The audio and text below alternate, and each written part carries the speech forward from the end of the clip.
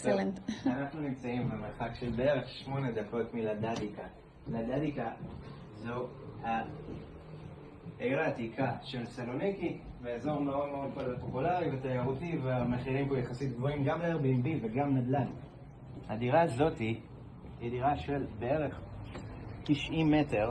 יש לנו פה 3 חדרי שינה, מרפסת גדולה אל הרחוב, וכמובן שהיא צריכה שיפוץ, אבל זה כל היופי וזה מה שאני מנסה בעצם לעשות איתכם פה. אנחנו הולכים הרבה פעמים דווקא לפנינים האלה, שזה דירות ישנות שהמקומים לא יכולים להוציא עליהם את מרב הvalue, כי צריך לעשות פה עבודה. עכשיו אנחנו בעמדה טובה, אנחנו יכולים לשלם, כרגע הם רוצים על זה 150,000, אנחנו יכולים להוריד אותם לאזור 140, ואנחנו יכולים לשלם את הסכום הזה, ואין לנו, we got no light here. אוקיי, that's good enough. אנחנו יכולים לשלם את הסכום הזה של 140, ואז להוציא בערך עוד 40,000 על שיפוץ, ובואו נגיד עם כל ההוצאות ביחד, כולל מה שגם אתם משלמים לי, וליולה שהיא עורכת דין שמצלמת אותי עכשיו, ה-Jet said your name, 200,000. דירה כל כך מרכזית, 3 חדרי שינה, ליד לדדיקה, בערך 10 דקות מהנמל, תעשה באזור ה-3,000 פלוס ממוצע הכנסה חודשי, ואפילו יותר מזה. סורי. אנחנו לא יכולים להיכנס יותר מדי לתוך העניינים, אבל שוב, זה כל העניין. העובדה שיש פה אנשים שהדירה נראית מיושנת, זה בדיוק מה שאני מחפש. שם בדיוק נמצא value. כי דירה כזאת תעשה לנו 3,000, ואפילו יותר מזה לחודש. אנחנו מדברים על בערך 40,000 הכנסה חודשית. מניהול כ-Airbnb. אם ההוצאה שלנו הייתה 200, זה אומר שאנחנו על 25% שנתי רק מה-Airbnb. אלה מספרים מטורפים. אין אותם בארץ, אין אותם מחברות ישראליות שימכרו לכם דירות קטנות מתוקתקות. אגב, דירות קטנות זה לא יתרון.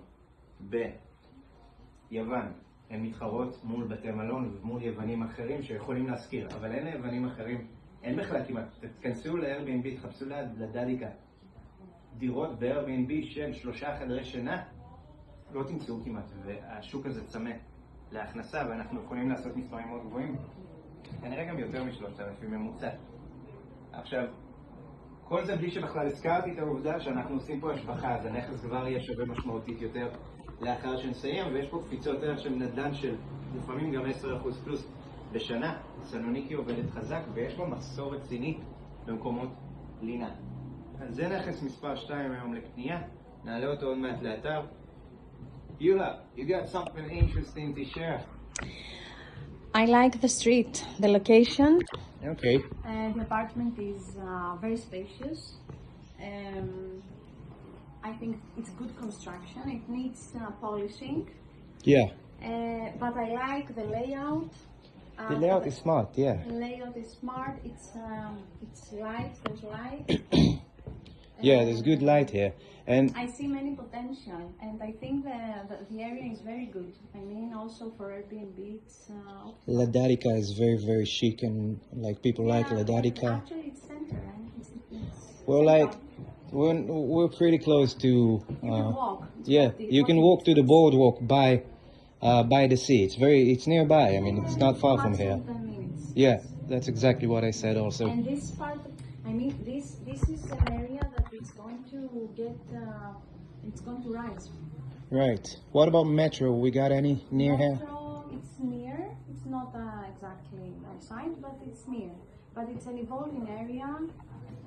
Used to have alternative bars and students, but it's the center is expanding. It's expanding to here. And I think זה מאוד מאוד בסיסי, כאשר יש לכם אזור מרכזי שהוא יחסית לא יקר, בגלל שהוא מרכזי ובגלל שיש את הצורך הזה במקומות לינה. הערך של הנדל"ן פה עולה בסכומים מטורפים. Thank you, Yula. That's all for today. Thank you.